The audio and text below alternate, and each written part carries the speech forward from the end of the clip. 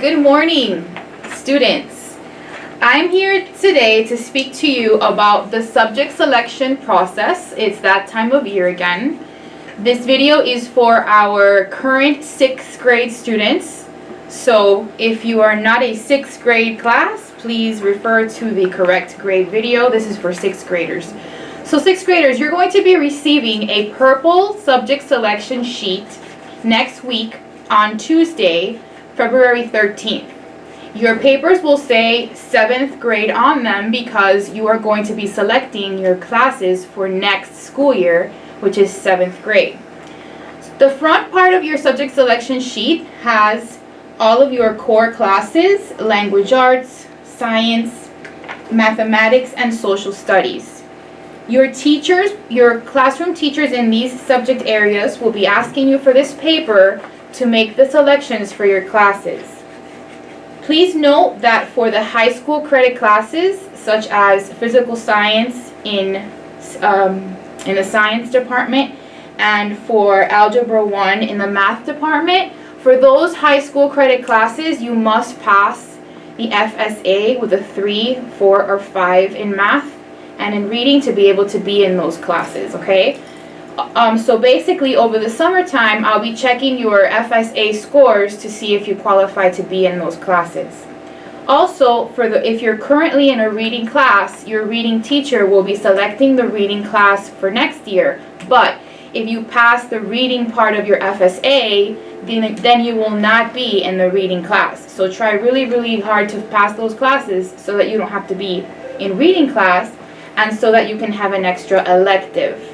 And that brings me to the next part, the electives, which are on the back side of your paper. The elective choices are on the back of this paper, and it says clearly on the top that you have to select 3 courses in order of preference, number 1 being your most favorite, number 2 being the next, and number 3 being the last one. Remember that if you put a class with a number 3 on it, you may just get that class as your elective. So please do not pick a class as 1, 2, and 3 unless you absolutely are okay with being in that class. There will not be any schedule changes made, okay? You have to make sure that you think about this very well.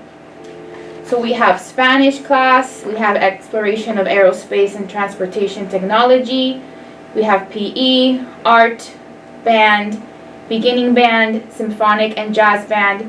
For the symphonic and jazz band, you do need Ms. Vento's initials. Then we have our multimedia, which is the Univision class, the journalism class. And then you have, if you are already in the magnet program, you will be selecting the magnet elective for 7th grade. Again, only for students who are already in the magnet classes.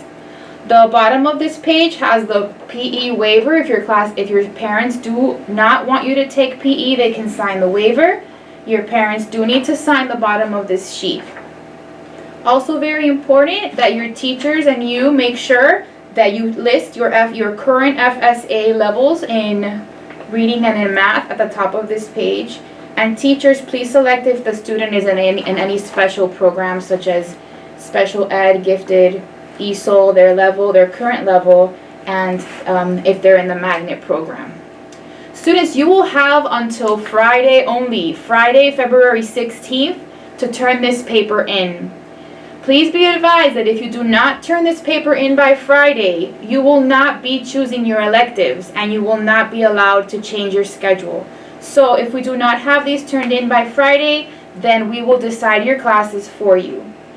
Your teachers in homeroom are the ones collecting these papers. Please do not turn them in to anybody else but your homeroom teacher.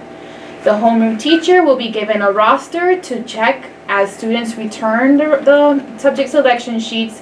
So homeroom teachers, please hold on to those rosters until Friday the 16th, and then please submit those to me. I hope that this explanation was clear. If you have any questions, please don't hesitate to come by and ask. Thank you and have a nice day.